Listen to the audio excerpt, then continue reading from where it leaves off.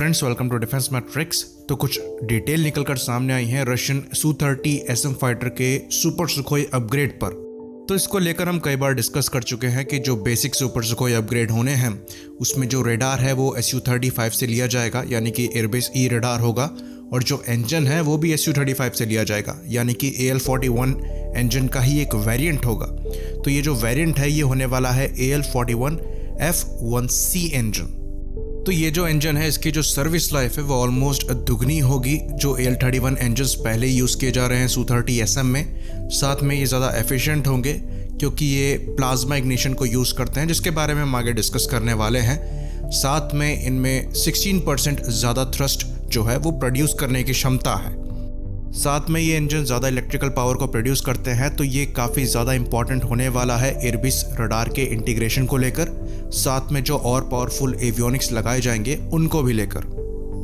तो ये जो Su-30 SM को SM-2 या फिर सुपर सुखोई में अपग्रेड करना है ये 2015 से चल रहा है। मामला कहाँ पर फंसा है वो ये है कि ये जो नए इंजन है इनको इंटीग्रेट करने में अभी इशू आ रहा है।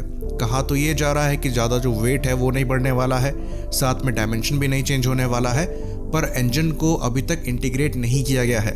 तो कुछ मॉडिफिकेशन करने पड़ेंगे इंजन में ताकि वो आराम से इस प्लेटफॉर्म पे इंटीग्रेट हो सके। तो अगर हम बात करें AL-31 और AL-41 इंजन के बीच में डिफरेंसेस की, तो जो डायामीटर है फैन का वो ज़्यादा है AL-41 का AL-31 के कंपैरिजन में। तो ये टाइम इसलिए लग रहा है, और 2015 से 2021 हो गया, लेकिन अभी तक जो पहला अपग्रेडेड Su-30 SM-2 यानी कि सुपर सुखोई फाइटर है उसकी फर्स्ट फ्लाइट नहीं हुई है। तो जो अभी तक डिटेल दी गई है वो ये दी गई है कि 2027 तक ये जो अपग्रेड प्रोग्राम है वो ख़त्म करना है, और जो बातें चल रही हैं वो ये चल रही हैं कि 2021 के अंत तक जो पहला सुपर सुखोई एयरक्राफ्ट है वो अपनी पहली फ्लाइट करेगा। तो अगर इंजन आराम से इंटीग्रेट हो जाता है और पहला सुपर सुखोई टाइमली अपनी फर्स्ट फ्लाइट करता है तो ये काफ़ी अच्छी चीज़ है। अब बात करते हैं प्लाज्मा इग्निशन के बारे में जो कि AL-41 ऑफर कर रहा है। तो प्लाज्मा इग्निशन में क्या होता है कि काफ़ी लीनर जो मिक्सचर होता है एयर और फ्यूल का, उसमें भी इग्निशन हो जाता है।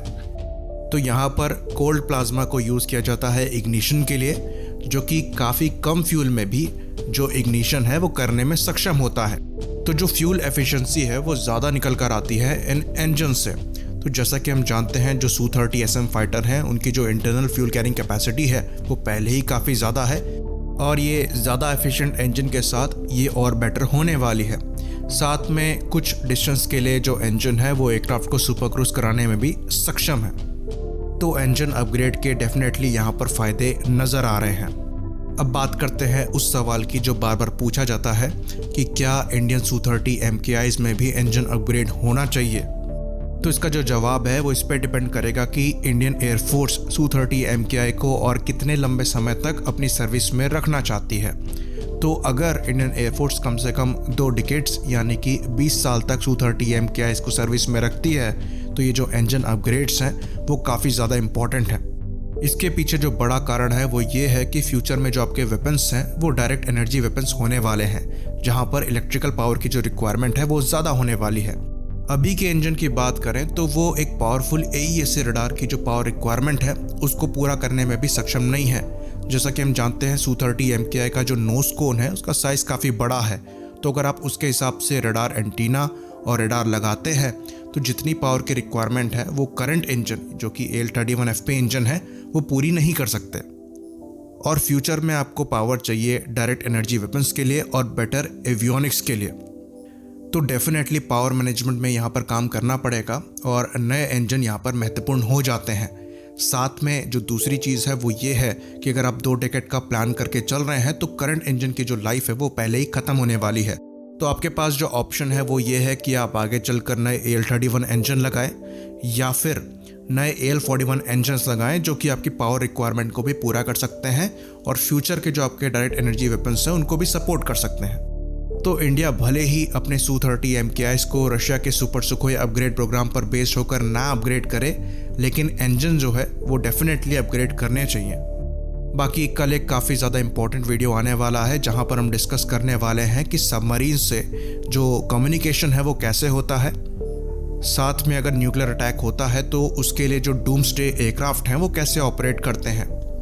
तो ये काफ़ी ज़्यादा इंपॉर्टेंट वीडियो होने वाला है, जिस पर अच्छा खासा जो टाइम है वो हम लेना चाहते हैं, जिसकी वजह से ये वीडियो कल आएगा। तो इसी बात पर इसे ख़त्म करते हैं। लाइक करिए, सब्सक्राइब करिए। जय हिंद।